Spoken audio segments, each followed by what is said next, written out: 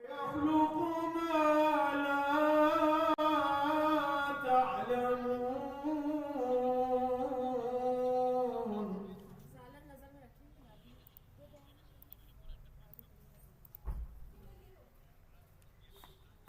وعلى الله قصد السبيل ومنها جائر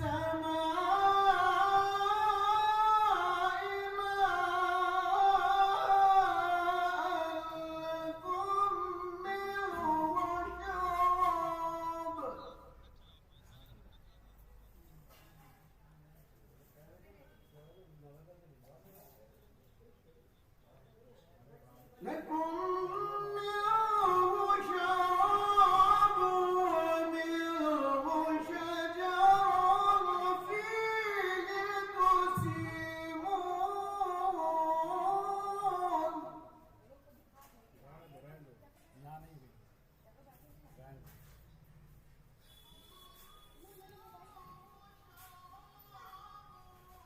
ينبت لكم فيه به الزرع والزيتون والنخيل والأعناب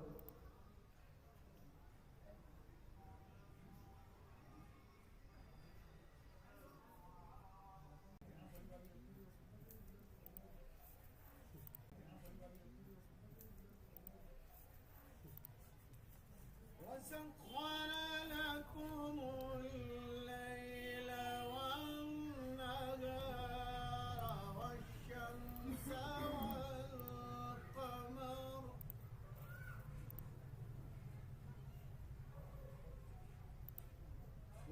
والنجوم مسخرات بأمره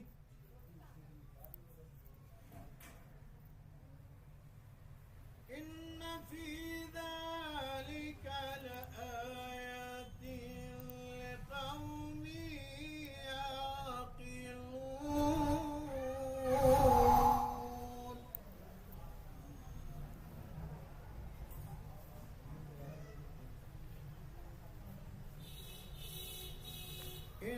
إن في ذلك لآيات لقوم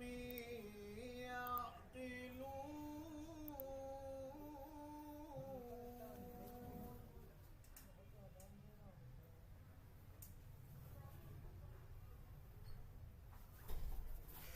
وما ذرأ لكم في الأرض مختلفا ألوانه إن في ذلك لآيات وترى الفلك مواخر فيه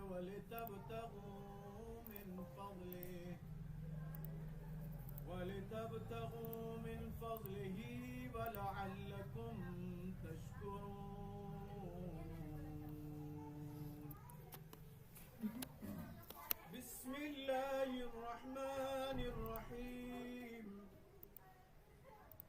إنا أنزلناه في ليلة القدر وما أدراك ما ليلة القدر ليلة القدر خير من 1000 شهر تنزل الملائكة والروح فيها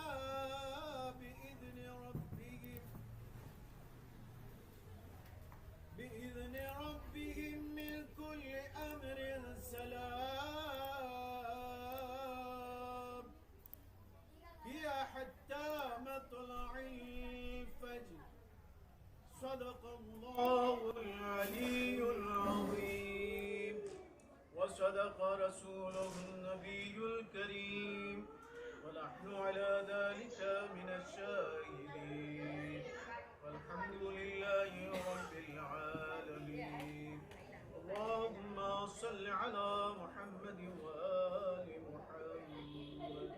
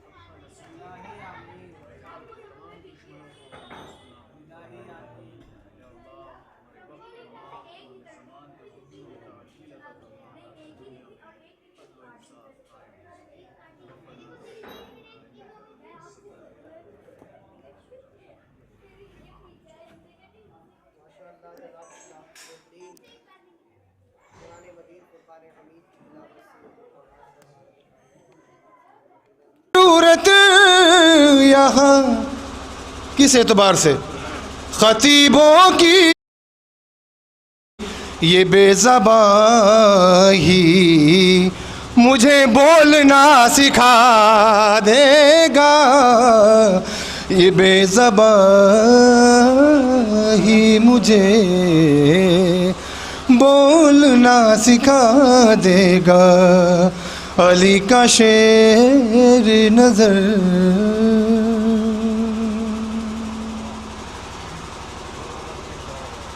یہ تو جناب اختر لکھنوی صاحب، اور میں بغیر تمہید کے گزار ہوں جناب قمر امام صاحب کی خدمت میں کہ وہ آئیں اور بارگاہ امام میں اپنا منظوم نذرانہ عقیدت پیش کریں۔ بر محمد و آل محمد صلوات۔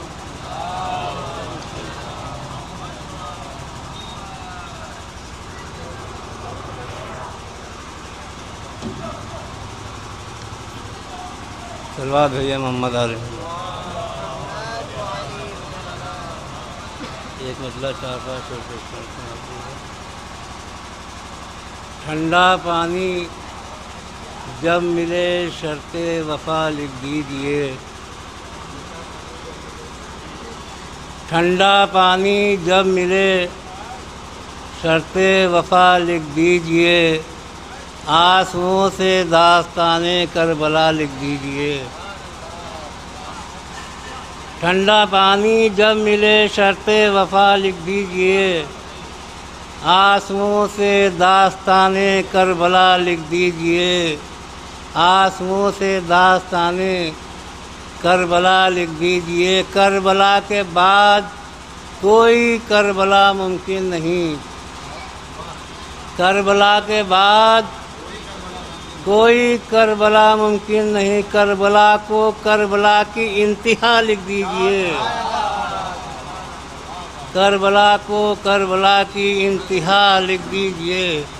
سماعت 3 حرفوں میں 3 حرفوں میں سمٹ جائے گی ساری کربلا، 3 حرفوں میں سمٹ جائے گی ساری کربلا، ایک کاغذ پر فقط لفظ وفا لکھ دیجیے،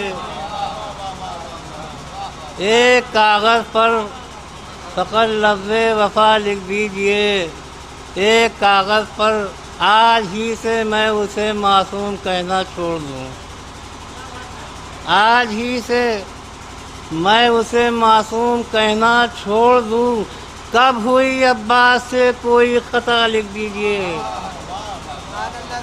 کب ہوئی عباس سے کوئی خطا لکھ دیجیے، کب ہوئی عباس سے دن کے دامن پر بطور خاص پیش کرنا سنا، دن کے دامن پر رقم کر دیجیے فیض غدیر، دن کے دامن پر رقم کر دیجیے فیض غدیر، رات کے آنچل پر حزن کربلا لکھ دیجیے،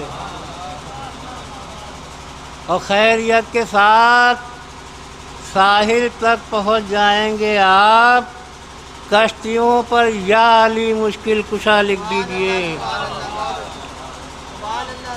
میرے مولا بجھ نہ جائے یہ چراغ زندگی، میرے مولا بجھ نہ جائے یہ چراغ زندگی، اپنے روضے کی مقدر میں ہوا لکھ دیجیے، اپنے روضے کی مقدر میں ہوا لکھ دیجیے۔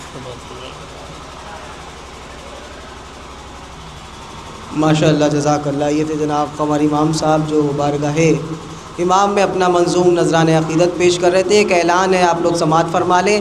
انشاءاللہ اگلے سنڈے یعنی 25 رمضان سے پہر 4 بجے امام باڑہ غفران ماب میں مرحوم اقبال حسین صاحب کی مجلس چہلم منعقد ہوگی۔ اس مجلس کو آفتاب شریعت علی جناب مولانا سید قلب جواز صاحب قبلہ خطاب فرمائیں گے۔ مومنین سے شرکت کی التماس ہے۔ اور اب میں بغیر کسی تمہید کے گزار ہوں حجت الاسلام والمسلمین علی جناب مولانا سید حسنین باقری صاحب قبلہ کی خدمت بابرکت میں کہ آغا تشریف لائیں اور اپنے نورانی بیان سے مومنین کے قلوب کو روشن اور منور فرمائیں۔ آپ تمام مومنین آقا کے استقبال میں ایک باواز بلند نعرہ صلوات پڑھیں۔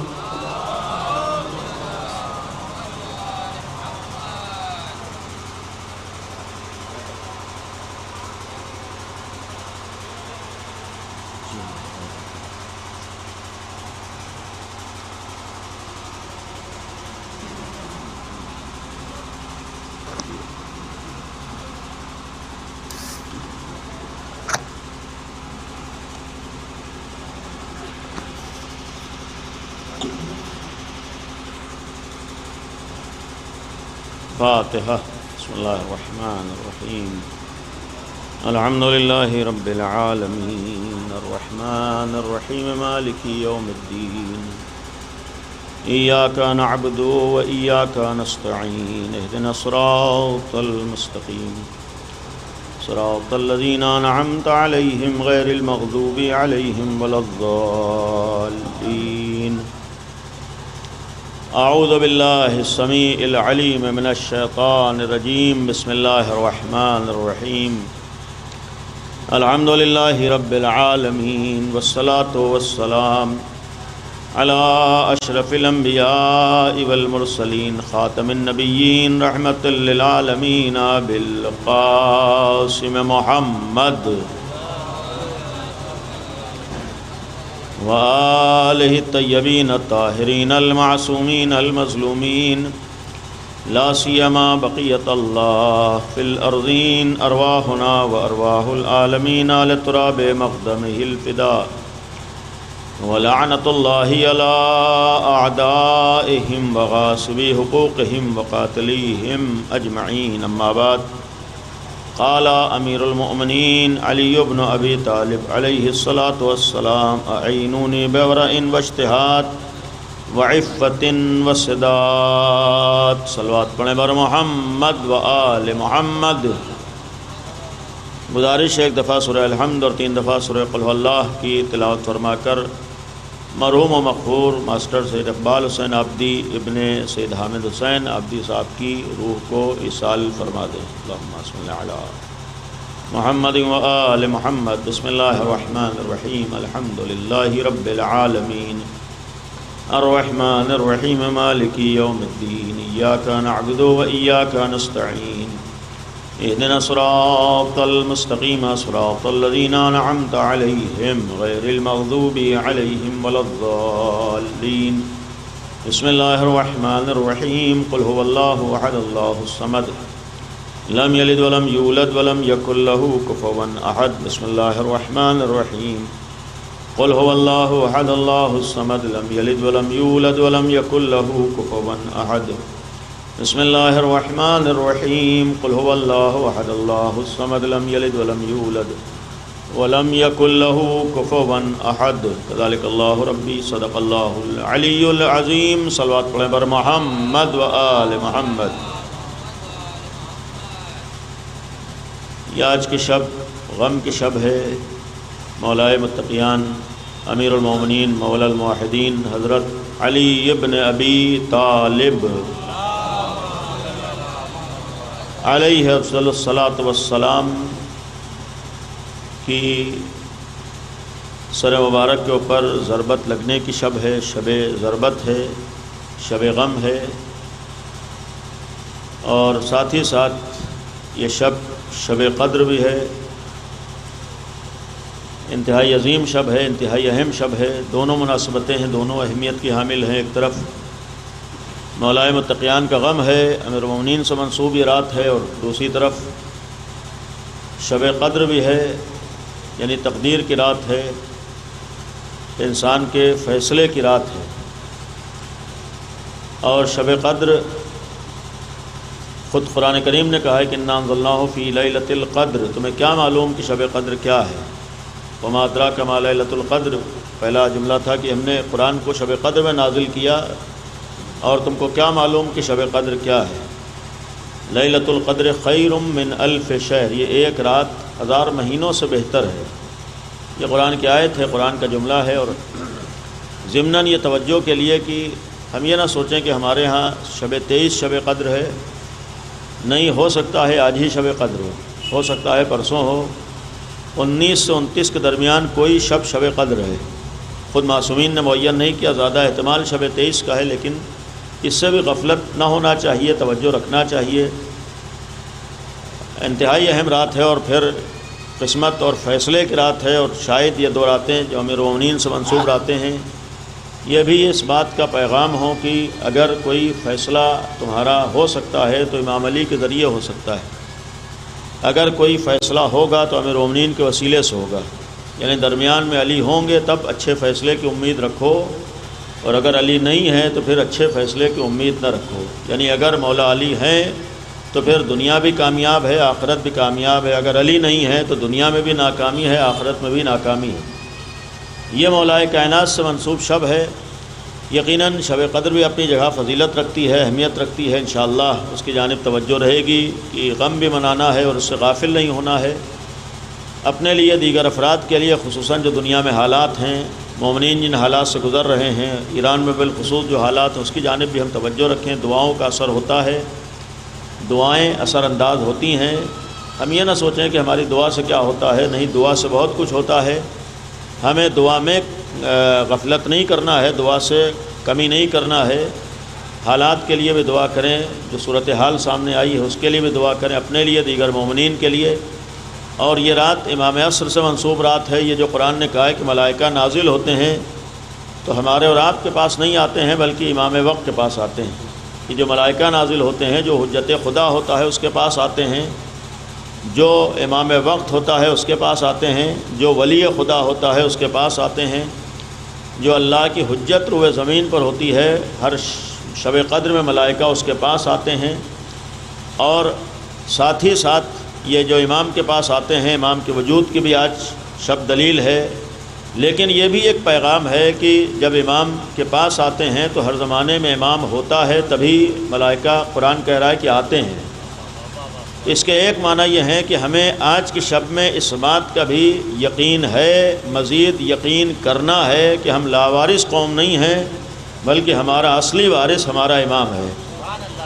یعنی یہ قابل توجہ ہے اس شب میں کہ ہمیں یہ یقین کرنا ہے کہ ہم بغیر رہبر کے نہیں ہیں، بغیر رہنما کے نہیں ہیں، بغیر سرپرست کے نہیں ہیں، بلکہ اللہ نے ہمارا سرپرست معین کیا ہے۔ اور ہمارا سرپرست کوئی معمولی انسان نہیں ہے، امام وقت ہمارا سرپرست ہے۔ آج اگر بظاہر ہمارے دل دکھے ہوئے ہیں کہ ہمارا ایک رہبر دنیا سے گیا ہے، تو یہ تو وہ رہبر ہے جو اصلی رہبر کا نائب ہے۔ اصلی رہبر تو زندہ ہے، وہ موجود ہے۔ لہذا اگر کبھی کبھی دل بے چین ہو کہ اب کیا ہوگا تو پریشان نہ ہو، یہ تو امام کا نائب تھا جو رہبر گیا ہے، اس کی جگہ دوسرا آئے گا، لیکن اصلی رہبر ہمارا زندہ ہے، وہ موجود ہے۔ اس کے ہوتے ہوئے بہرحال ہمیں نہ پشیمان ہونا ہے، نہ شرمندہ ہونا ہے، نہ پریشان ہونا ہے، بلکہ مطمئن رہنا ہے کہ جیسے ایک ملک میں رہنے والا امام کا ایک نائب، امام کا غلام بہترین رہبری کے ذریعے سے اپنے ملک سے ان مشکلات کو نکال رہا تھا، ویسے ہی اصلی رہبر اس کائنات کو مشکلات سے نکالتا ہے اور یقیناً نکالے گا۔ لہذا اس شب میں امام کی طرف توجہ رہے، امام کا خیال رہے، اس یقین میں اور اضافے کی دعا کریں، کوشش کریں کہ ہمیں امام کے اوپر یقین ہو جائے، امام کے وجود پر یقین ہو جائے، امام کے آنے پر یقین ہو جائے۔ ہمارے ہاں جو عقیدہ ہے وہ عقیدہ ہمارے یقین میں بدل جائے، اس لیے کہ صرف عقیدہ کافی نہیں ہوتا ہے جب تک یقین نہ ہو۔ اصل انسان کے عقیدہ اسی وقت عملی زندگی میں فائدہ پہنچاتا ہے جب عقیدے پہ یقین ہوتا ہے، ورنہ دنیا میں سبھی اللہ اکبر کہتے ہیں، سبھی لا الہ الا اللہ کہتے ہیں۔ یہ دنیا والوں کے لا الہ الا اللہ کہنے میں، مولا علی کے لا الہ الا اللہ کہنے میں یہی تو فرق ہے کہ دنیا نے خالی زبان سے لا الہ الا اللہ کہا تھا، لیکن علی وہ تھے جنہوں نے صرف زبان سے لا الہ الا اللہ نہیں کہا تھا بلکہ دل سے لا الہ الا اللہ کہا تھا۔ یہی تو مولائے کائنات میں فرق تھا۔ جو یقین امیر المومنین کو تھا وہ کسی کو نہیں تھا۔ اللہ کے ہونے کے دعوے دار سب ہیں، اللہ کے وجود کے دعوے دار سب ہیں، اللہ کی وحدانیت کے دعوے دار سب ہیں، لیکن جو یقین امیر المومنین کو ہے وہ کسی اور کو نہیں ہوا ہے۔ جس یقین کے درجے پر مولائے کائنات فائز تھے وہ درجے پر کوئی نہیں فائز ہو سکا۔ یہ جملہ کائنات میں کوئی نہ کہہ سکا کہ لو کشف الغطاء لمزددت یقینا، اگر سارے حجابات ہٹا دیے جائیں تب بھی یقین میں اضافہ نہیں ہو سکتا ہے۔ یعنی یہ جملہ صرف امیر المومنین جیسی شخصیت کہہ سکتی ہے، اس کے علاوہ کوئی یہ جملہ کہہ نہیں سکتا ہے۔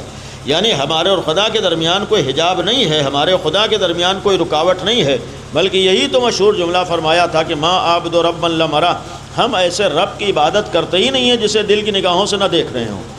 یہ امیر المومنین کا جملہ تھا کہ میں ایسے رب کی عبادت نہیں کرتا ہوں، یا یہ کہوں کہ ایسے کو خدا مانتا نہیں ہوں جسے دل کی نگاہوں سے نہ دیکھ رہا ہوں۔ تو جو جملہ امیر المومنین نے کہا یہ کائنات کا کوئی نہیں کہہ سکتا ہے۔ لہذا اگر امیر المومنین کا ایک امتیاز یہ ہے کہ مولائے کائنات صرف عقیدے کے دعوے دار نہیں تھے بلکہ اپنے عقائد پر یقین بھی تھا، تو ہمیں بھی یہ دعا کرنا ہے کہ ہمارا عقیدہ صرف عقیدہ نہ ہو بلکہ اس عقیدے پر یقین ہو جائے۔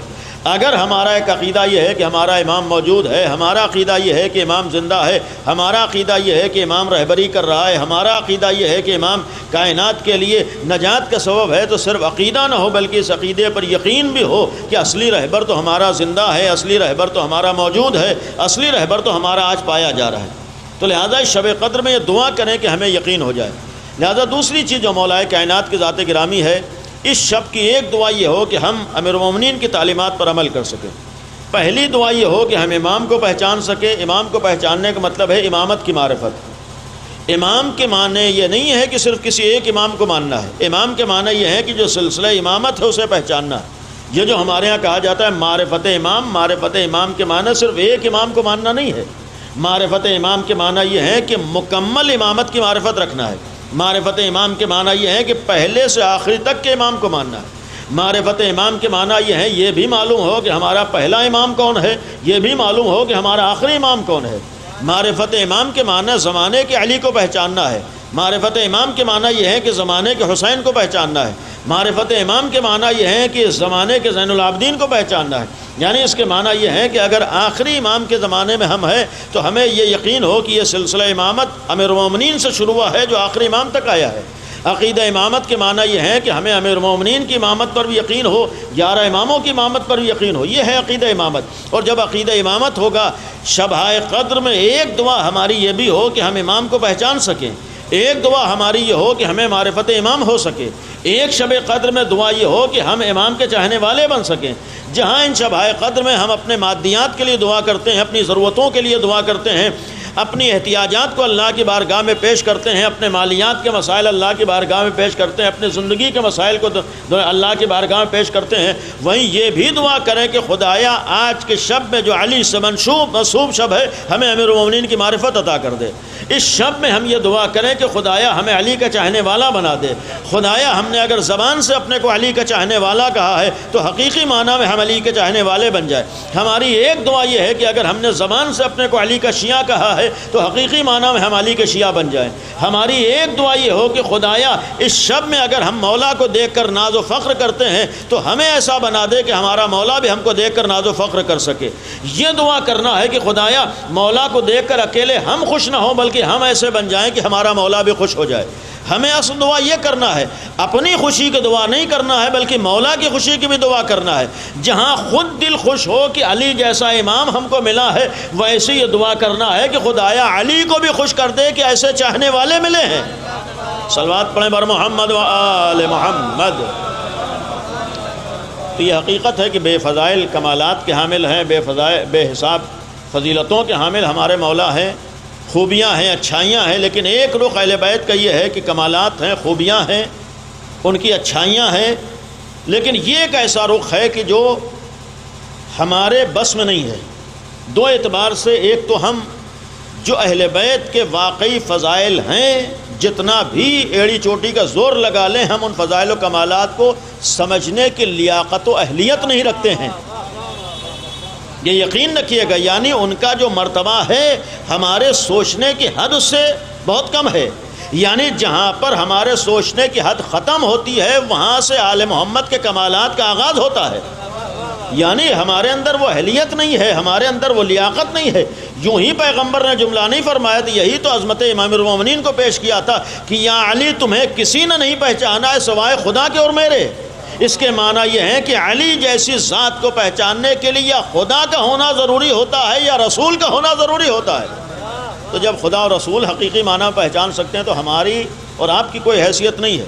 ہمیں اس حد تک پہچاننا ہے کہ ہمارے جو واجبات ہیں وہ ادا ہو جائیں، اس حد تک پہچاننا ہے کہ جو ذمہ داری، ہاں علی مولا ہیں، علی اللہ کے ولی ہیں، علی حجت خدا ہیں، علی کے اندر سارے کمالات ہیں، علی کے اندر ساری خوبیاں ہیں، صرف ہمیں اس حد تک یقین کرنا ہے۔ لیکن اس سے آگے اگر سوچیں گے تو پھر یہیں سے بہکنے کے امکانات بھی بڑھ سکتے ہیں۔ کیسی خوبیاں ہیں ہم نہیں سمجھ سکتے، اس لیے کہ خوبیاں دینے والا اللہ ہے۔ نہ تو ہم اللہ کو سمجھنے کی اہلیت رکھتے ہیں، نہ اس کے کمالات کو سمجھنے کی اہلیت رکھتے ہیں۔ ظاہر سی بات ہے کہ جہاں مولا کائنات کے فضائل کا تسلسل و سلسلہ اللہ تک پہنچ رہا ہو، اللہ نے انہیں فضائل و کمالات دیے ہوں، تو کائنات مل کر بھی ان فضائل و کمالات کا احسان نہیں کر سکتی، نہیں در کر سکتی۔ تو پہلی چیز ہے جہاں فضائل و کمالات کی بات ہو ہم لوگ سمجھنے کی لیاقت نہیں رکھتے ہیں۔ دوسری چیز ہے کہ فضائل و کمالات ہیں اور بہرحال بیان ہونا ہے، سننا ہے، تذکرہ کرنا ہے، لیکن پہلی چیز ہے کہ ہم فضائل و کمالات کو سمجھ نہیں سکتے ہیں۔ لیکن دوسری چیز ہے کہ جس حد تک ہم سمجھ سکتے ہیں تذکرہ کرنا ہے، اس تذکرے میں یہ جملہ بھی نگاہوں میں رہے کہ امیر المومنین کو ہمارے فضائل و کمالات کے پڑھنے کی ضرورت نہیں ہے۔ مولا کائنات ہمارے فضائل بیان کرنے کے محتاج نہیں ہے، اور نہ امیر المومنین ہمارے فضائل کے خوش ہونے سے خوش ہو جاتے ہیں۔ دیکھیے ہماری ذمہ داری ہے کہ ہم سنیں اور خوش ہوں، یہ ہمارا فریضہ ہے کہ ہم بیان کریں، خوش ہوں، لیکن یہ یقین ہے کہ ہمارے بیان کرنے سے نہ امیر المومنین کی عظمت میں اضافہ ہو جاتا ہے اور نہ ہمارے بیان کرنے سے مولا خوش ہوتے ہیں۔ اس لیے کہ خوش وہ ہو کہ جس کے پاس کمال نہ ہو، جسے اللہ نے کمالات دیے ہوں اور جس کی تعریف خدا کر رہا ہو، وہ دنیا والوں کی تعریف سے خوش نہیں ہوگا۔ یعنی دنیا والوں کی تعریف کے وہ محتاج ہرگز نہیں، ہم محتاج ہیں کہ ان کی تعریف کریں، ہمیں ضرورت ہے کہ ان کا تذکرہ کریں۔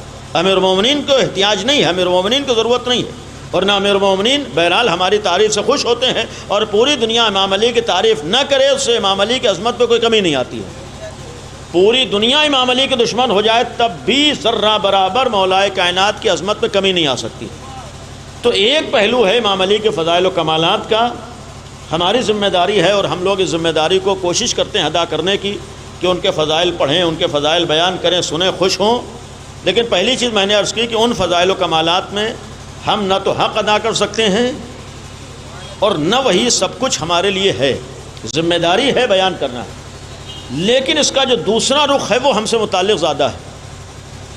یعنی ایک رخ ہے ان کی فضیلتوں کو، ان کی اچھائیوں کو، ان کی خوبیوں کو بیان کرنے کا، لیکن اس کے ساتھ دوسرا رخ یہ بھی تو ہے کہ انہوں نے ہم سے مطالبہ کیا کیا ہے، یہ غور کیجیے گا۔ یعنی ایک رخ یہ ہے کہ وہ کیا ہیں، ایک رخ یہ ہے کہ اللہ نے ان کو کون کون سی فضیلت عطا کی ہے، اس فریضے کو ہمیں ادا کرنا ہے، اس فضیلت کو ہمیں بیان کرنا ہے، خوش ہونا ہے۔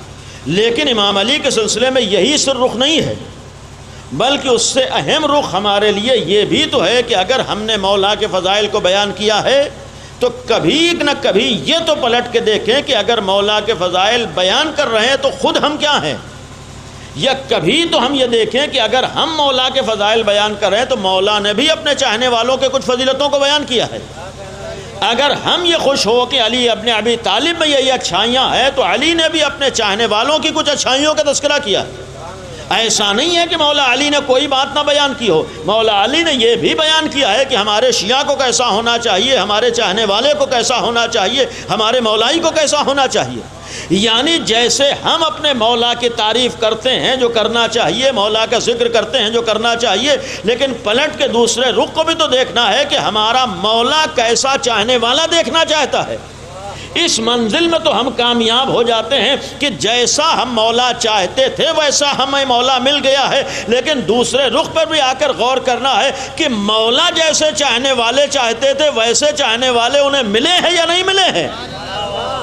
یعنی یہ پہلو تو قابل غور ہے کہ ہم تو جیسا مولا چاہتے تھے ویسا مولا ہمیں مل گیا، بلکہ یہ ہم کہہ سکتے ہیں جیسا مولا ہم چاہتے تھے اس سے بہت اچھا مولا ہمیں مل گیا ہے۔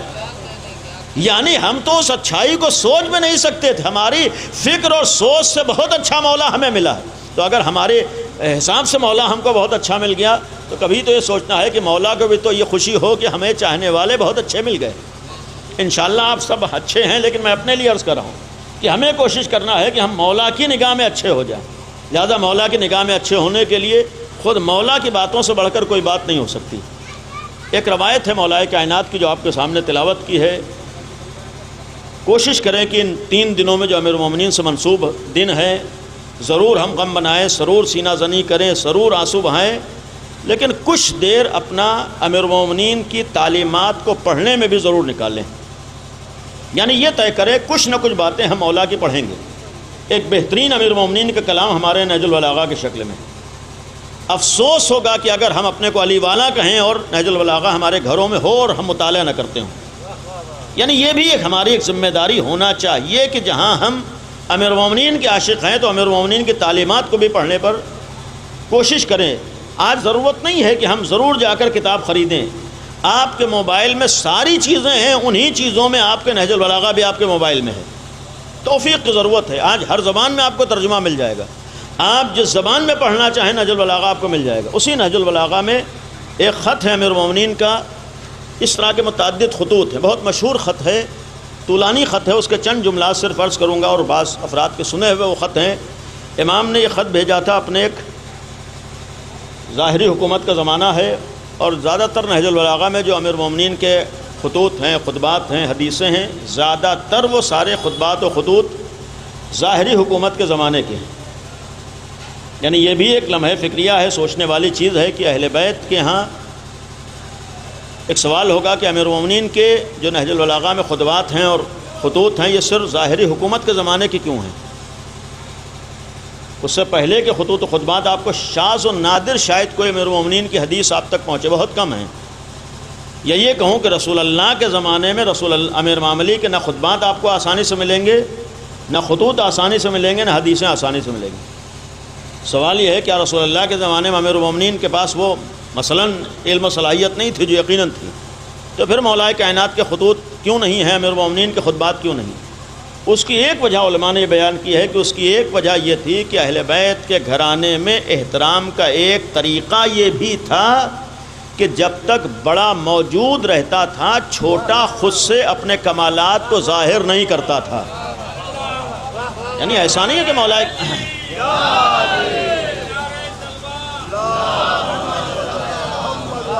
لہذا رسول اکرم کی موجودگی میں امیر المومنین اپنے کمالات کو خود سے ظاہر نہیں کرتے تھے، نہ تو زبان کھولتے تھے کہا جائے عمومی طور پر، نہ کلام کرتے تھے۔ یہی وجہ ہے کہ دیگر ہم اس کے بعد کی شخصیتوں میں دیکھیں، مثلاً اگر جناب عباس کے خطبات و کلمات نہیں ملیں گے، اس کی وجہ یہ نہیں کہ جناب عباس کے پاس وہ صلاحیت نہیں تھی، صلاحیت تھی، لیکن جب امام حسین موجود ہیں تو جناب عباس کلام نہیں کریں گے۔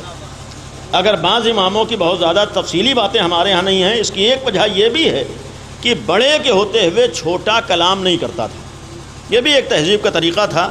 تو امیر المومنین نے خط بھیجا ہے اپنے ایک نمائندے کو، امام نے اپنے حکومت کے زمانے میں ایک کو اپنا والی بنایا تھا، ان کا نام تھا عثمان ابن حنیف، مشہور شخصیت ہیں عثمان ابن حنیف، یہ امیر المومنین کے چاہنے والے تھے، مولا کائنات نے انہیں اپنی جانب سے والی بنایا تھا، حاکم بنایا تھا، اور بصرے میں یہ امیر المومنین کی طرف سے نمائندے بن کر گئے تھے، یعنی بصرے کی گویا اختیارات حکومت امیر المومنین کی طرف سے ان کے ہاتھ میں تھے۔ جب یہ پہنچے ہیں بصرے میں تو امیر المومنین نے ایک خط لکھا ہے، یہ خط لمحہ فکریہ ہے، غور و فکر کرنے والا ہے۔ اس کے ابتدائی جملات یہ تھے: اما بعد، یہ اپنا حنیف، اے حنیف کے بیٹے، فقط بلغنی ان، یہ غور کیجیے گا، امیر المومنین کوفے میں ہیں اور امام کا نمائندہ بصرے میں ہے۔ مولا کائنات کا پہلا جملہ ابن حنیف یہ تھا کہ اے ابن حنیف، مجھے یہ خبر معلوم ہوئی، یہ غور کیجیے گا، جملہ امیر المومنین نے فرمایا ہے کہ اے ابن حنیف، مجھے یہ خبر معلوم ہوئی ہے کہ مثلا تم نے یہ کیا ہے۔ اس طرح کے جملات امیر المومنین کے بہت سے خطوط میں آپ کو ملے گی، یعنی جن لوگوں کو مولا کائنات نے مختلف علاقوں میں نمائندہ بنایا تھا، نہج البلاغہ کے الفاظ گواہ ہیں کہ امیر المومنین فرماتے تھے کہ تمہارے حالات کی خبر مجھے ہے۔ اس خط میں بھی امیر المومنین نے ابن حنیف سے یہی کہا ہے کہ جو تم کر رہے ہو مجھے معلوم ہے۔ اس کے ایک معنی جو میں نے جملہ عرض کیا تھا کہ ہمارے ہاں امامت کا مطلب کسی ایک امام کو ماننا نہیں ہے، بلکہ ہمارے ہاں 12 اماموں کو ملا کر عقیدہ امامت مکمل ہوتا ہے۔ اس کے ایک معنی یہ ہے کہ جو فضیلت ایک امام کی ہو وہی ہر امام کی ہوتی ہے۔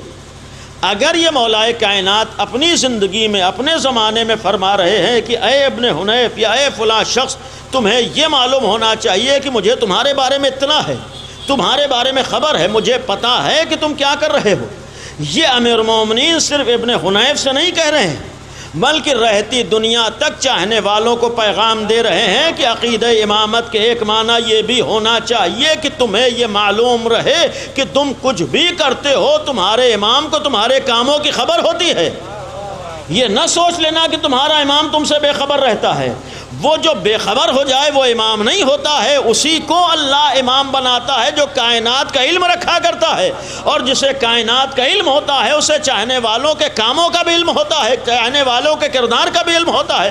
یعنی یہی تو ہمیں شب قدر میں اس عقیدے کو مضبوط و مستحکم کرنا ہے کہ ہمارا عقیدہ امامت وہ ہے کہ ہم نے کسی غیرے کو امام نہیں بنایا مانا ہے، بلکہ ایسوں کو امام مانا ہے کہ وہ کہیں بھی رہتے ہوں انہیں کائنات کی خبر ہوتی ہے، اور جب انہیں کائنات کی خبر ہوتی ہے تو انہیں ہماری بھی خبر ہے۔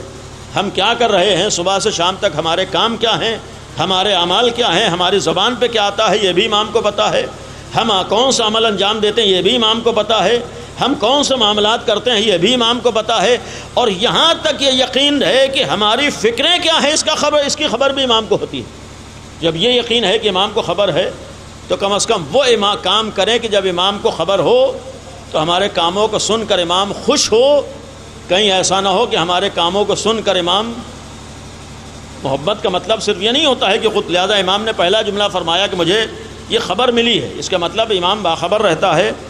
من ان رجلا من فتیت اہل البصرہ دعاک الی مأدبہ، یہ بھی ایک قابل توجہ ہے، بہرحال تفصیل کی ضرورت ہے، توضیح کی ضرورت ہے، لیکن صرف اشارتاً عرض کروں گا چونکہ دو جملے درمیان کے اصل بیان کرنا ہے کہ اس میں امیر المومنین نے فرمایا کہ اے ابن حنیف، مجھے خبر لگی ہے کہ بصرے کے جوانوں میں سے کسی ایک نوجوان نے تمہیں دسترخوان پہ دعوت دی تھی، تمہیں کھانے پر بلایا تھا۔ یہ خط ہے امیر المومنین کا، نہج البلاغہ میں دیکھیے خط نمبر 45 ہے، 45 نمبر خط ہے، خط موجود ہے، تفصیلی خط ہے۔ اس کے ابتدائی جملات یہ تھے کہ مجھے معلوم ہوا ہے کہ تمہیں دعوت پہ بلایا گیا، فَأَسْرَعَتْ إِلَيْهَا، تم دوڑ کے دعوت میں پہنچ گئے۔ امیر المومنین نے فرمایا کہ مجھے معلوم ہوا کہ تمہیں کھانے پر بلایا گیا اور تم سرعت کے ساتھ جلدی سے دسترخوان کے اوپر پہنچ گئے۔ لیکن یہاں ایک جملہ اور بھی تھا، تُسْتَطَابُ لَكَ الْأَلْوَانُ، تمہارے لیے انواع و اقسام کے کھانے چنے گئے تھے، بہترین کھانے دسترخوان کے اوپر لگے ہوئے تھے، اس دسترخوان پہ تم گئے ہو۔ وَتُنْقَلُوا إِلَيْكَ الْجِفَانُ، اور تم تیزی سے وہاں پہنچے ہو، ایسا دسترخوان جہاں انواع و اقسام کے تھے، کھانے تھے، اور تمہاری طرف، اس میں بھی ایک امام نے جملہ فرمایا، تمہاری طرف بڑی بڑی ڈشیں بڑھائی جا رہی تھیں، بڑے بڑے پیالے تمہاری طرف، یعنی گویا کھانے کی فراوانی تھی۔ اور ایک جملہ، وَمَا ظَنَنْتُ أَنَّكَ تُجِيبُ إِلَىٰ طَعَامِ قَوْمٍ آئِلُهُمْ مَجْفُوءٌ، یہ ایک عجب جملہ یہاں سے تھا کہ فرمایا مجھے تو یہ گمان بھی نہیں ہے، یعنی امیر المومنین فرما رہے اپنے ایک چاہنے والے کے لیے کہ مجھے یہ گمان بھی نہیں تھا کہ تم ایسی قوم کی دعوت میں شرکت کرو گے جس کے غریبوں پر ظلم ہو رہا ہو۔ یہ خط ہے امیر المومنین کا، مجھے اپنے ایک چاہنے والے سے اس بات کی توقع نہیں ہے کہ ایسے دسترخوان پہ جائے جہاں اور جس کے دولت مند خالی مدعو کیے جاتے ہوں۔ دیکھو جو لقمہ تم چباتے ہو اسے دیکھ لیا کرو، یہ بھی امیر المومنین نے فرمایا۔ مولا کائنات کا جملہ ہے کہ جو کھایا کرو اس میں دیکھ لیا کرو کھانا کیسا ہے۔ فانظر الی ما تقزمہ، جو بھی تمہارے شکم تک جا رہا ہے تو بھی تمہارے دہن تک جا رہا ہے، دیکھو حلال ہے نہیں ہے، پاک ہے یا نہیں ہے۔ صرف کھانا کھا لینا کمال نہیں ہے بلکہ صحیح کھانا ضروری ہے، صرف شکم سیر ہو جانا کافی نہیں ہے بلکہ حلال غذا کی طرف آگے بڑھنا ضروری ہے۔ اور جہاں مولا کائنات نے جملہ فرمایا ہے کہ جس کھانے کو، جس لقمے کو چباتے ہو اسے دیکھ لیا کرو، اگر اس کی حقیقت تمہارے اوپر مشتبہ ہے تو اسے پھینک دیا کرو، اور جس کے بارے میں یقین ہو کہ پاکیزہ ہے اسی کو استعمال کیا کرو۔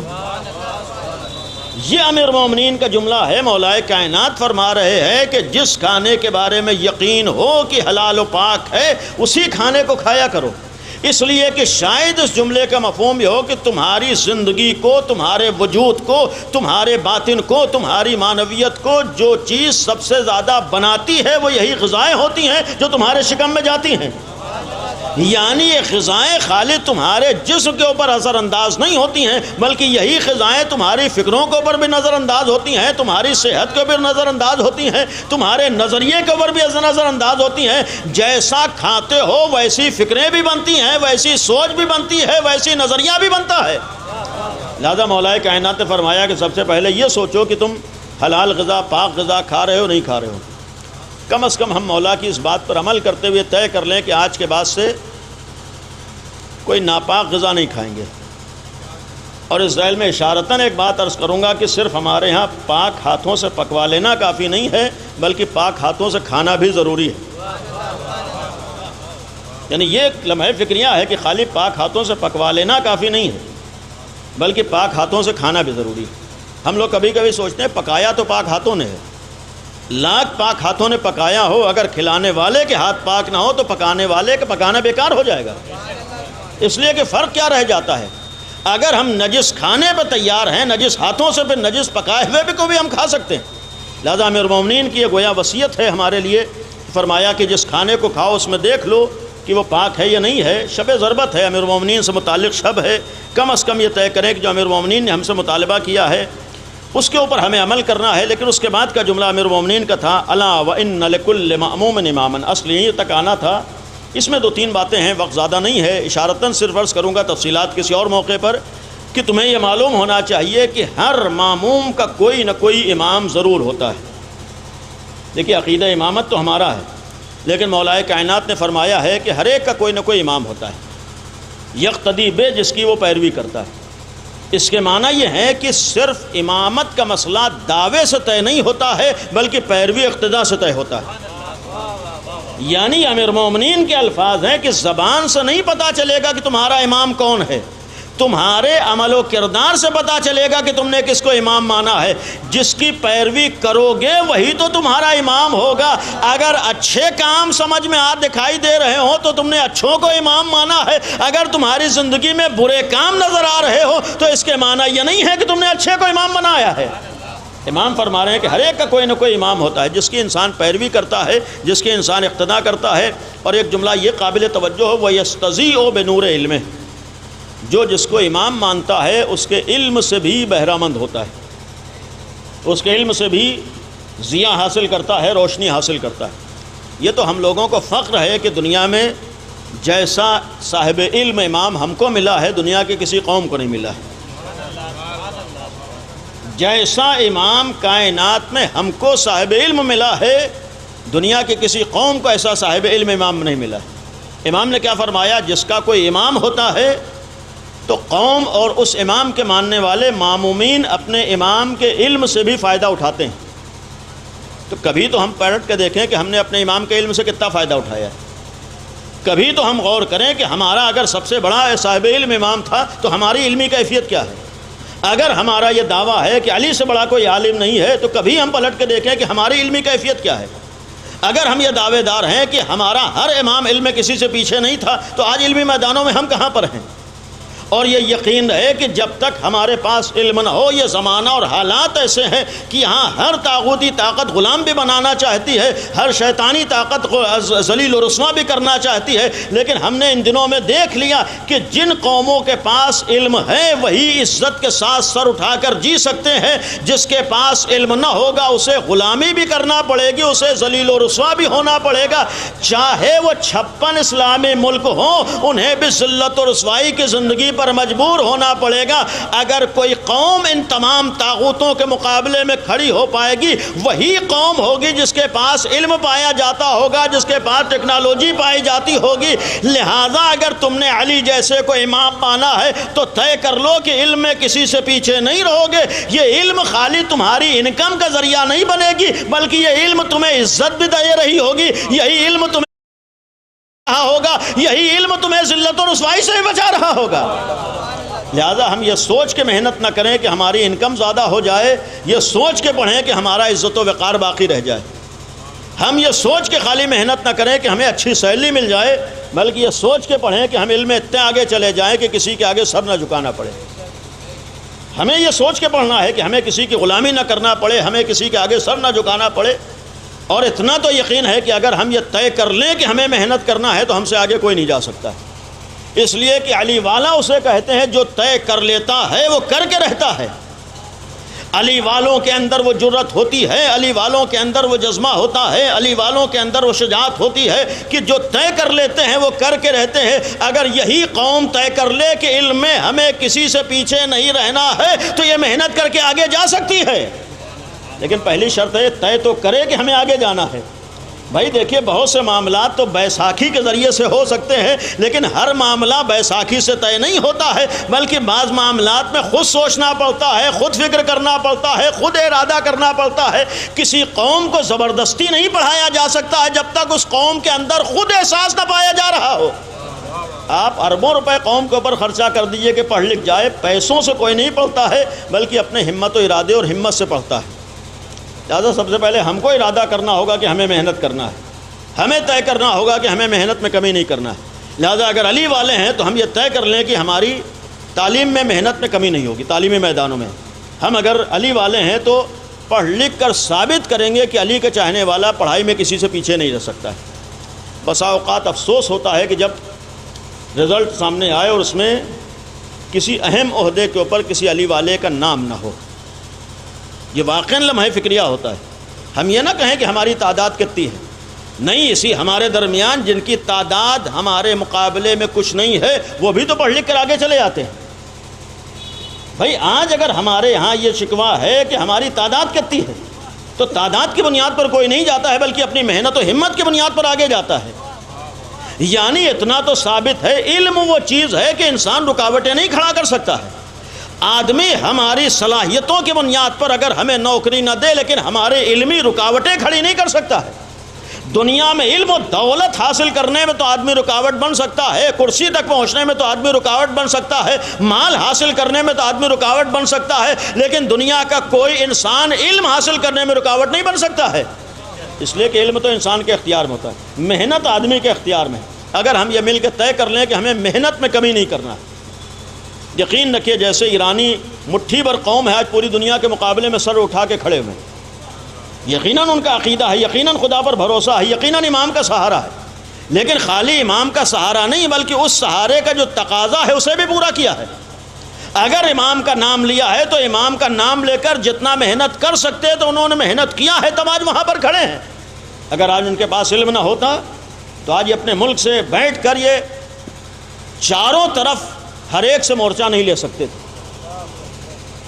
اگر ان کے پاس علم نہ ہوتا تو اس وقت یہ ہر دنیا کی ظالم اور باطل استعماری طاقتوں سے مقابلہ نہیں کر سکتے تھے۔ یہ اپنے گھر میں بیٹھے بیٹھے اگر چاروں طرف حملے کر رہے ہیں تو خالی یہ معجزے سے حملے نہیں کر رہے ہیں، بہرحال معجزے کا مخالف نہیں ہوں، یہ خالی دعاؤں سے تو حملہ نہیں کر رہے ہیں بلکہ علمی میدانوں میں محنت کر کے اپنے جوانوں کو وہاں تک پہنچایا ہے کہ آج اپنے کو سپر پاور کہنے والوں کے مقابلے میں یہ کھڑے ہوئے ہیں۔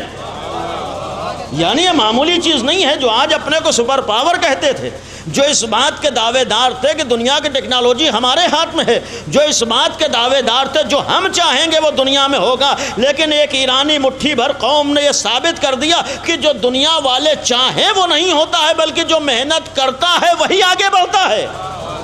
تو آج ہم بھی اگر محنت کریں گے ہم جا سکتے ہیں، یہ ہمیں طے کرنا ہے، محنت کرنا ہے، ہمیں یہ جذبہ رکھنا ہے کہ ہمیں محنت میں کمی نہیں کرنا ہے، ہمیں یہ طے کر کے اٹھنا ہے کہ تعلیم میں ہمیں کسی سے پیچھے نہیں ہونا ہے۔ اگر آج ہم اپنے بچوں کی گھر کی فکر کریں، مکان کی فکر کریں، کھانے کی فکر کریں، اس سے زیادہ ہمیں اپنے بچوں کی تعلیم کی فکر کرنا ہے۔ آج یہ ہمیں یقین کرنا ہے کہ سب سے زیادہ جو ہمیں اپنے اولاد کی فکر کرنا ہے وہ ان کی تعلیم کی فکر ہے۔ اور یہ سوچ لیجئے کہ صرف تعلیم بنا میں تعلیم نہ ہو بلکہ تعلیم ایسی ہو کہ سب سے آگے ہمارا بچہ دکھائی دے رہا ہو۔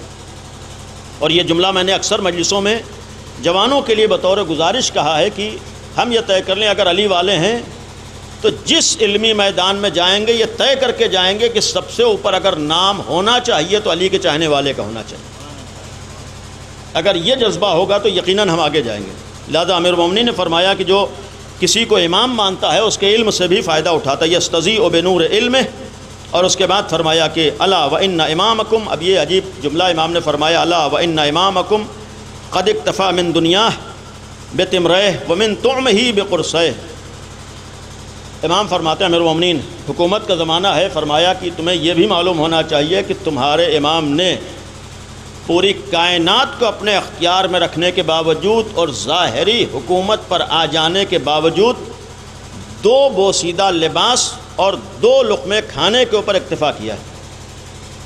یعنی امیر المومنین نے فرمایا ہے کہ میں نے پوری کائنات اپنے اختیار میں رکھنے کے باوجود میرے پروردگار نے مجھے اختیار دیا تھا، ظاہری حکومت میرے پاس تھی تب بھی میں نے جو زندگی گزاری ہے 2 معمولی لباس ہیں، اور کوفے کے 4.5 سالہ حکومت کے آخری مرحلے میں یہ جملہ فرمایا تھا، آگاہ رہنا جو لباس میں مدینے سے اپنے گھر سے لے کر آیا تھا آج بھی میرے پاس وہی لباس ہے۔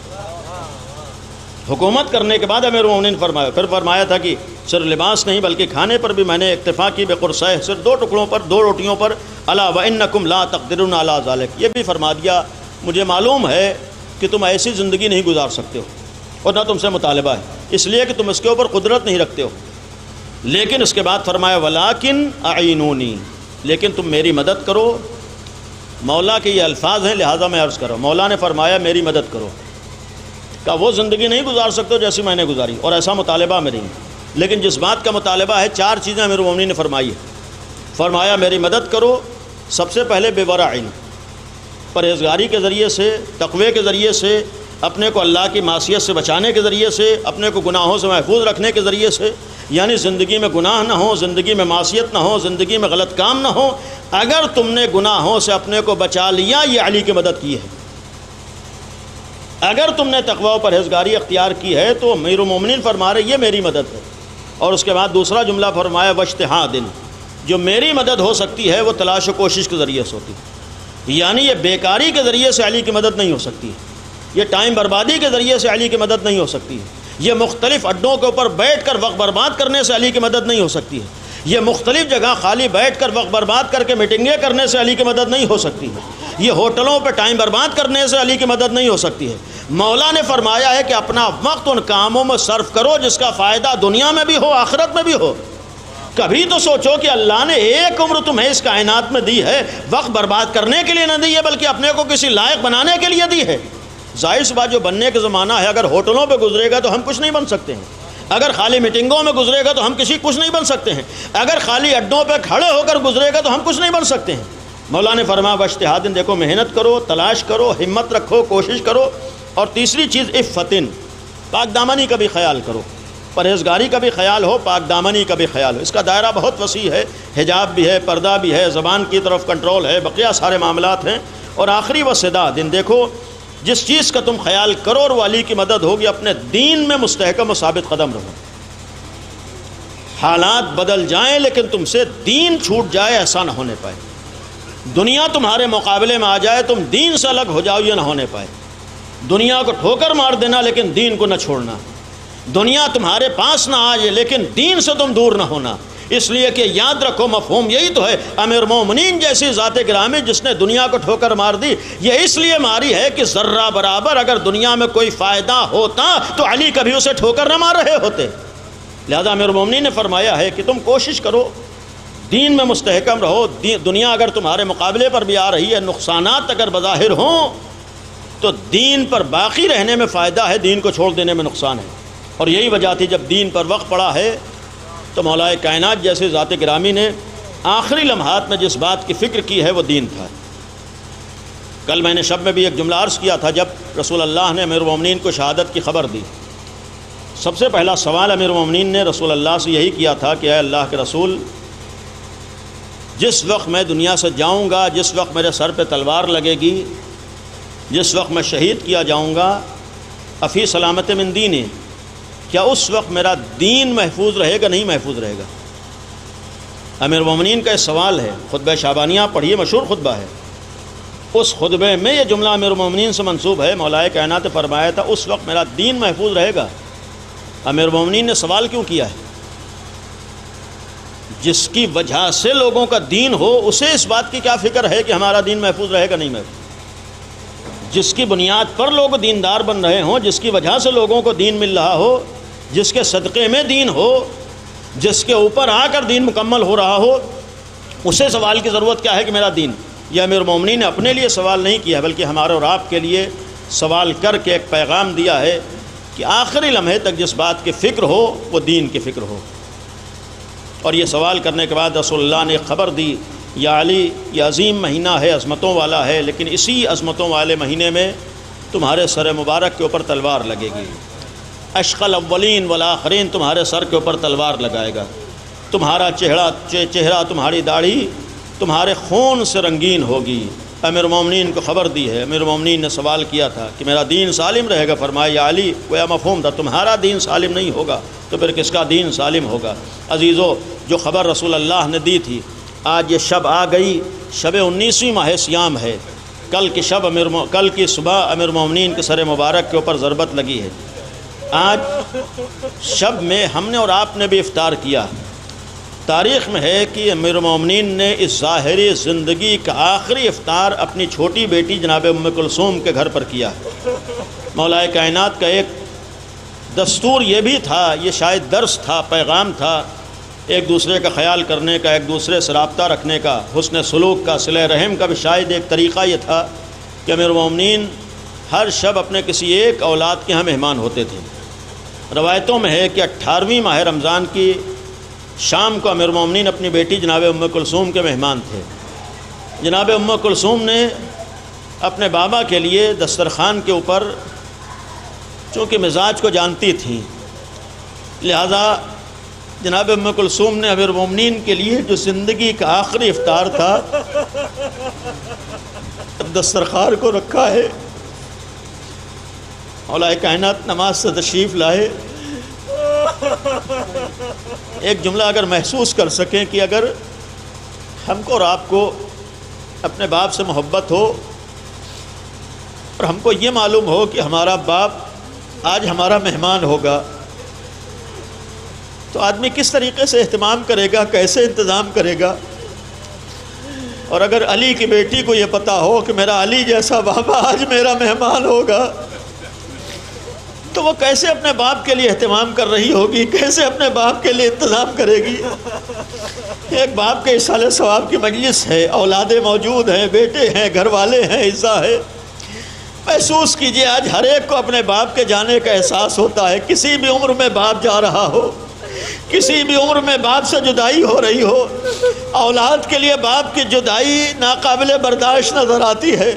جب آج ہم کو اور آپ کو اپنے باپ کا جانا سخت لگتا ہے تو زینب ام کلثوم سے پوچھئے، جس کی نگاہوں کے سامنے علی جیسا بابا تھا۔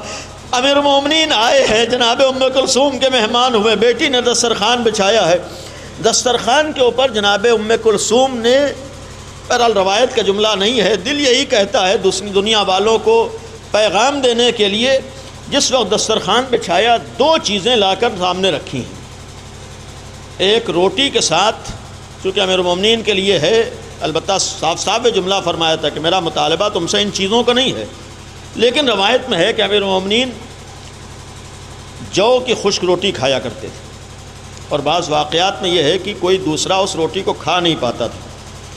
اور شہادت سے پہلے کی جو روایت ہے امیر المومنین کا، اس آخری ماہ رمضان میں دستور یہ تھا کہ مولا کائنات 3 لقمے سے زیادہ نہیں کھاتے تھے، یعنی یہ روایت آخری دنوں میں امیر المومنین 3 لقموں سے زیادہ نہیں کھاتے تھے۔ بیٹی کو معلوم ہے کہ باپ کی غذا ان دنوں میں بہت ہی معمولی ہے، بہت ہی کم ہے، لہذا جس وقت دسترخوان بچھایا، روٹی رکھی، روٹی کے ساتھ نمک رکھا، اور بیٹی نے ساتھ میں ایک پیالے میں دودھ رکھ دیا۔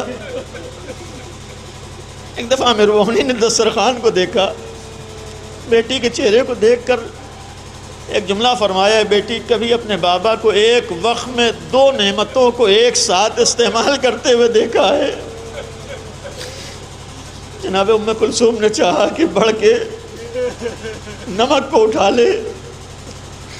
بظاہر یہی کہا جا سکتا ہو کہ بیٹی نے محبت میں چاہا کہ باپ ان آخری لمحات میں روزے کے عالم میں ہے، آخری لمحات میں بیٹی نے چاہا کہ باپ شیر سے روٹی کھا لے، لیکن ہاتھ کے اوپر ہاتھ رکھ دیا، فرمایا ہے بیٹی شیر کو اٹھا لو۔ امیر المومنین نے اپنا آخری استفطار صرف نمک اور روٹی سے کیا ہے۔ مصلی سے، دسترخوان سے اٹھے، اور امیر المومنین نے یہ آج کی شب جو امیر المومنین کی آخری شب تھی، عجب بے چینی کے عالم میں گزاری ہے۔ شب قدر بھی کہی گئی ہے، مولا کائنات عبادت الہی میں مصروف تھے، اطاعت الہی میں مصروف تھے، بار بار صحن خانہ میں آ کر آسمان کو دیکھتے تھے اور حسرت بھرے کلمات اپنی زبان مبارک پر جاری کرتے تھے۔ جناب ام کلثوم اس منظر کو دیکھ رہی تھی۔ ایک دفعہ جناب ام کلثوم نے آ کر مولا کائنات سے فرمایا کہ بابا، میں آج جو آپ کی کیفیت دیکھ رہی ہوں، اس سے پہلے کبھی یہ کیفیت نہ دیکھی۔ بابا جو آج میں آپ کا عالم دیکھ رہی ہوں کبھی اس طریقے سے نہیں دیکھا۔ فرمایا اے بیٹی جب اپنے مالک حقیقی سے ملاقات کا وقت قریب آ چکا ہو تو علی بے چین کیوں نہ ہو۔ جیسے ہی جناب ام کلثوم کو اپنی شہادت کی خبر دی بیٹی تڑپ گئی، بیٹی بے چین ہو گئی۔ فرمایا اے بیٹی مصلحت الہی یہی ہے، مشیت پروردگار یہی ہے، اپنے پروردگار سے ملاقات کا وقت قریب ہے۔ عزیز و ختم کیا مولائے کائنات جب اذان صبح کا وقت قریب آیا ہے، امیر مومنین بیت الشرف سے نکلنا چاہتے ہیں۔ ایک دفعہ جناب ام کلثوم نے مولائے کائنات سے فرمایا بابا آج کی نماز کے لیے کسی اور کو بھیج دیجئے، بابا آپ نماز کے لیے نہ جائیے۔ بیٹی ہے اصرار کر رہی ہے بابا۔ فرمایا بیٹی مصلحت پروردگار یہی ہے۔ جب امیر مومنین آگے بڑھنا چاہتے ہیں اور روایتیں ہیں کہ گھر میں جو مرغابیاں پلی ہوئی تھیں انہوں نے امیر مومنین کو گھیر لیا۔ شاید یہ مرغابیاں بھی زبان پہ زمانی سے کہہ رہی ہو اے مولا مسجد میں تشریف نہ لے جائیے، اے مولا مسجد میں نہ جائیے، وہاں قاتل چھپا ہوا ہے۔ آخری لمحات میں بھی امیر مومنین نے جناب ام کلثوم کو مخاطب کر کے فرمایا تھا اے بیٹی دیکھو یہ جانور ہیں، ان کا خیال رکھنا، دیکھو ان کے کھانے پینے کا خیال رکھنا۔ عزیزو ایسا مہربان باپ جو جانوروں کے ساتھ بھی انتہائی مہربانی سے پیش آتا ہو۔ بیت الشرف سے نکلے، زنجیر در نے بھی امیر مومنین کو روکنا چاہا۔ مولائے کائنات آگے بڑھے، مسجد میں تشریف لائے، وہ وقت بھی آیا ابن ملجم ملعون اسی مسجد میں سو رہا تھا۔ مشہور یہی ہے مولائے کائنات نے اسے جگایا ہے جس وقت مولائے کائنات مصلی عبادت کے اوپر آئے۔ جیسے امیر مومنین مصلی عبادت کے اوپر آئے ہیں نماز میں مصروف تھے۔ مشہور یہی ہے کہ امیر مومنین نافلہ صبح پڑھ رہے تھے، مولائے کائنات دوسرے سجدے میں سر رکھتے ہیں، اور ابن ملجم جیسوں کو معلوم تھا کہ اگر علی پر تلوار چلائی جا سکتی ہے صرف ایک موقع ہوتا ہے کہ جب علی بارگاہ خداوندی میں مصلی کے اوپر کھڑے ہو کر حاضر ہوتے ہیں، اس وقت علی کو اپنی فکر نہیں ہوتی ہے، معبود کی طرف متوجہ رہتے ہیں۔ لہذا ابن ملجم نے ایسے وقت کا انتخاب کیا۔ ادھر مولائے کائنات سر مبارک کو اپنے سجدے سے اٹھانا چاہتے ہیں۔ روایت یہ ہے کہ اس ملعون نے ایسا بھرپور وار امیر مومنین کے سر مبارک کے اوپر کیا ہے، وہ تلوار اسی جگہ پر لگی جہاں جنگ خندق میں امیر مومنین کے سر مبارک پہ ایک تلوار لگ چکی تھی۔ جیسے ہی بھرپور وار امیر مومنین کے سر مبارک پہ لگا، ایک دفعہ تہورا کے زمین پہ گرے، صرف ایک جملہ زبان سے ادا کیا، فزت ورب الکعبہ، رب کعبہ کی قسم میں کامیاب ہوا۔ ادھر مولا نے جملہ فرمایا، ادھر جبریل امین کی آواز گونجی، واللہ لتہدمت ارکان الہدا، خدا کی قسم ارکان ہدایت منہدم ہو گئے۔ یہ کوفہ تھا، 19ویں ماہ سیام کو یہ آواز گونجی، قتل امیر مومنین۔ جناب زینب نے سنا تڑپ گئی، جناب ام کلثوم نے سنا تڑپ گئی، کوفے میں یہ آواز گونجی تھی۔ بیٹیاں سن کے باپ کی شہادت کی خبر تڑپ جاتی ہے، ان دو بیٹیوں نے بھی سنا، بے چین ہو گئی، تڑپ گئی، لیکن صرف ایک جملہ ہے شہزادی، یہ 19ویں ماہ سیام کی آواز تھی۔ آپ نے بابا کی شہادت کی آواز سنی، خبر سنی، بے چین ہو گئی۔ آپ کو معلوم ہے کہ روئیں گی، رو سکیں گی، آنسو بہائیں گی، کوئی روکنے والا نہ ہوگا، لیکن یہی آواز کربلا میں ایک 4 سال کی بچی نے بھی سنی۔ آواز فضائے کربلا میں گونج رہی تھی، الا قتل الحسین بکربلا، الا ذبح الحسین بکربلا۔ ایک بچی نے یہ آواز سنی، جیسے ہی آنکھوں میں آنسو آئے، کسی نے تباجر سے اذیت پہنچائی، کسی نے تازیانوں سے۔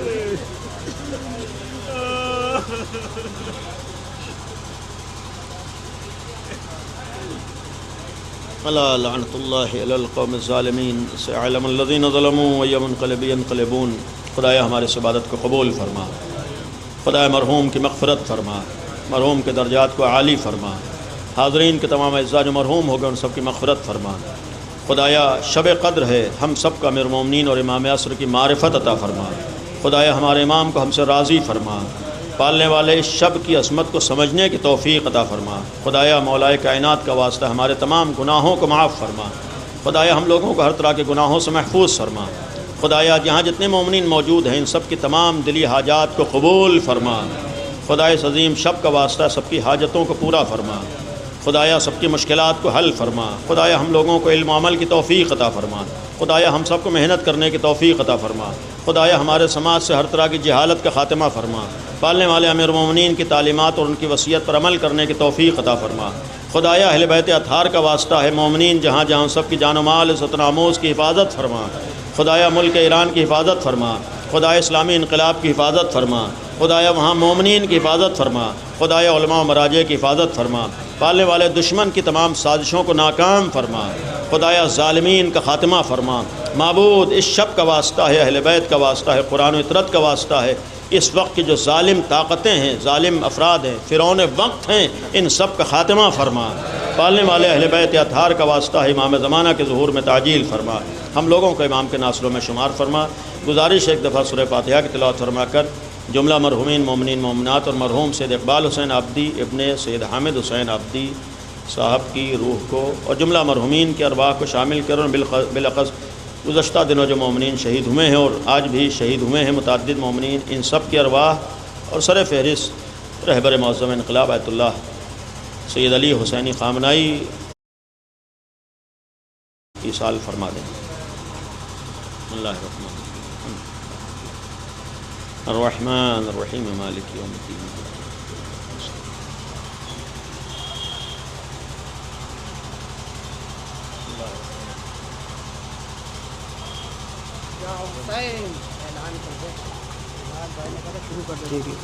مومنین سے گزارش ہے کہ اعلان سماعت فرما لیں۔ 25 رمضان 15 مارچ بروز اتوار 3 بجے سے پہر میں امام باڑہ غفران ماب میں مجلس اعظم مرحوم سید اقبال حسین صاحب کی مجلس چہلم منعقد ہوگی۔ اس مجلس کو خطاب فرمائیں گے آفتاب شریعت مولانا سید قلب جواد صاحب قبلہ۔ مومنین سے شرکت کی التماس ہے۔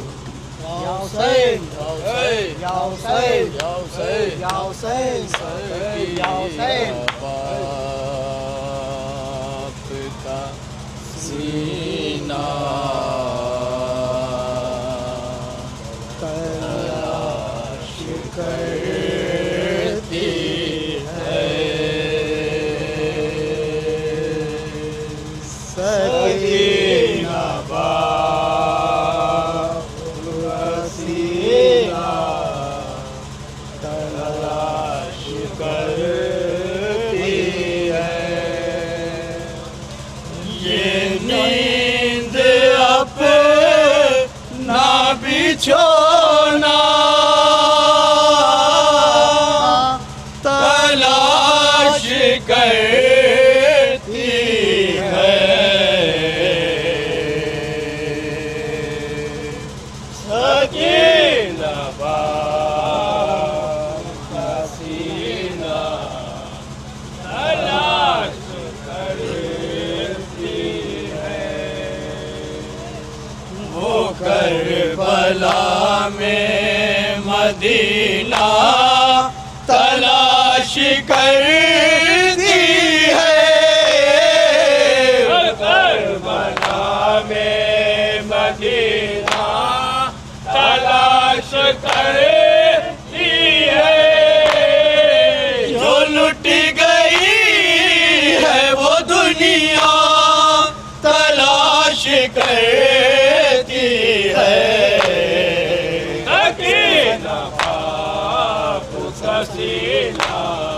تلاش کرتی ہے، سر حسین کو نیزوں سے مانگتی ہے کبھی، حسین نیزوں سے مانگتی ہے کبھی، کبھی نشیب میں لاشا تلاش کرتی ہے، سکینہ باپ کا سینہ تلاش کرتی ہے، وہ ڈھونڈتی ہے کبھی دو کٹے ہوئے بازو،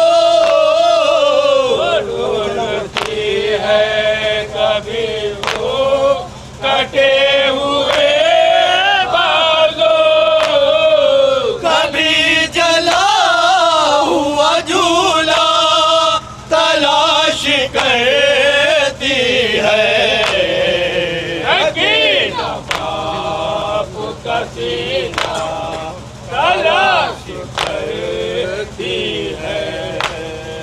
کبھی وہ دوڑ کے جاتی ہے علقمہ کی طرح، کبھی وہ دوڑ کے جاتی ہے علقمہ کی طرح، کبھی وہ مشق میں دریا تلاش کرتی ہے،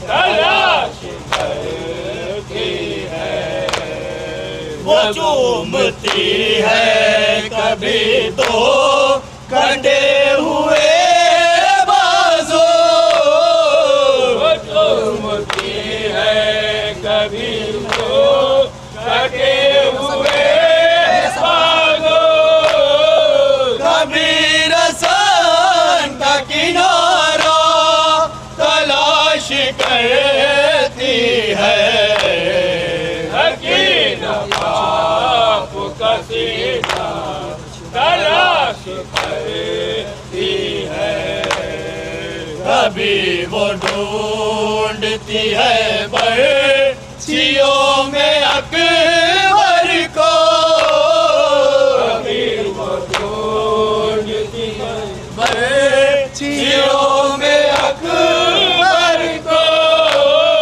کبھی انی میں کلیجہ تلاش کرتی ہے، سکین باپ کا سینہ تلاش کرتی ہے، جو خود حسین کی صدیوں کا چین تھی عرفے،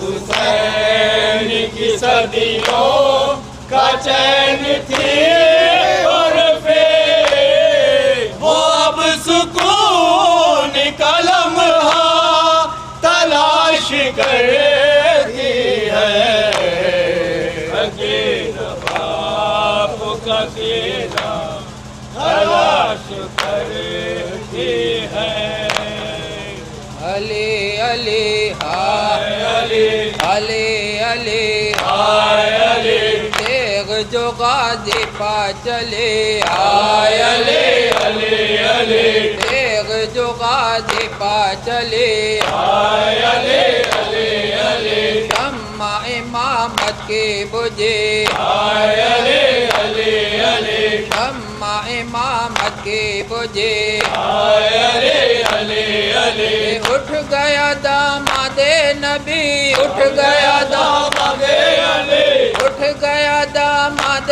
نبی، اٹھ گیا گیا داماد علی، شور ہے کوفے میں یہی ہائے علی علی علی ہائے علی علی علی ہائے علی علی علی ہائے علی علی علی، ہائے علی علی علی، ہائے علی علی علی، کہتی ہیں میرا بے حرم، ہائے علی علی علی، کہتی ہیں میرا بے حرم، ہائے علی علی علی، سید خالق کے قسم، ہائے علی علی علی، سید خالق کے قسم، ہائے علی علی علی، سر پہ پڑی تیغے ستر، سر پہ پڑی تیرے ستر، میں قباں ڈوب گئے ہائے علی علی علی، ہائے علی علی علی، ہائے علی علی علی، ہائے علی علی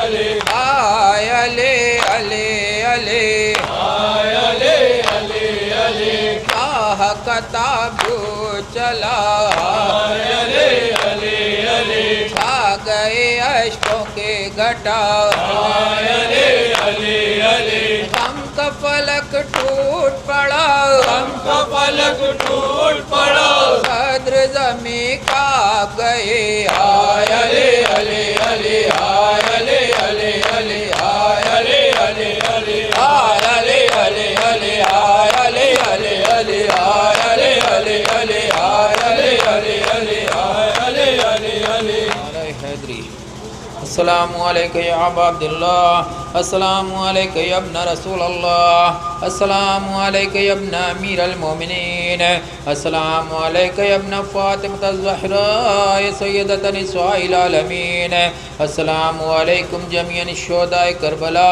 و اسیران کربلا، السلام علیکم یا ابا الفضل العباس یا ابن امیر المومنین، السلام علیکم ورحمۃ اللہ وبرکاتہ، السلام علیکم یا غریب الغرباء، السلام علیکم یا معین الضعفاء والفقراء، السلام علیکم یا شمس الشموس، السلام علیکم یا انیس النفوس، السلام علیکم یا ایھا المدفون بارض توت، السلام علیکم یا منغش ششیت زوار فی یوم الجزاء، السلام علیکم یا سلطان العرب والعجم، السلام علیکم یا ابا الحسن علی ابن موسی رضا ورحمۃ اللہ وبرکاتہ، السلام علیکم یا مولانا صاحب العصر والزمان، الامان الامان الامان، السلام علیکم یا خلیفۃ الرحمن، السلام علیکم یا شریک القرآن، السلام علیکم یا مظہر الایمان، السلام علیکم یا امام الانس والجان، السلام علیکم یا امام زماننا ھذا، عجل اللہ تعالی فرجک وسعال اللہ تعالی مخرجک وظہورک، السلام علیکم ورحمۃ اللہ وبرکاتہ، اللہم صلی علی محمد وعلی محمد۔